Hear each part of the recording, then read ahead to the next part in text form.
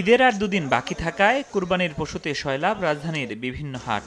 আর ছুটির দিন হয় পরিবারের সদস্যদের নিয়ে পশু কিনতে হাটে ভিড় করছেন ক্রেতারা। ঘুরে ঘুরে পশু দেখার পাশাপাশি করছেন দরদাম। 10-15টা গরুর দাম জিজ্ঞেস করলাম, তো মনে হচ্ছে যে এখনো মনে হয় দামটা ঠিক মতো ফিক্স হয়নি। ওরা অপেক্ষায় আছে আরো যদি ভালো দাম পাই, ওই জন্য ওরা বসে আছে। শুক্রবার কর্মব্যস্ততা না থাকায় সকাল থেকেই হাটে আসেন কেউ কেউ। জানান বাজেটে মিললে বাড়ি ফিরবেন কুরবানির পশু কিনে। আমরা পছন্দ হলে গরু কেনার নিয়তে আসছে আমার ছেলেকে নিয়ে। অ্যাভেলেবেল গরু আছে কিন্তু এখনো কেনাবেচা শুরু হয়নি।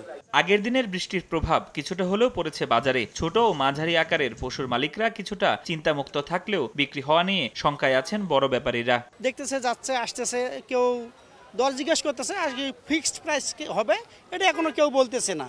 আমি এই গরুটা চাইছি যে 5 লক্ষ টাকা, আমি 4.5 লক্ষ টাকা হইলে বিক্রি করে দিব।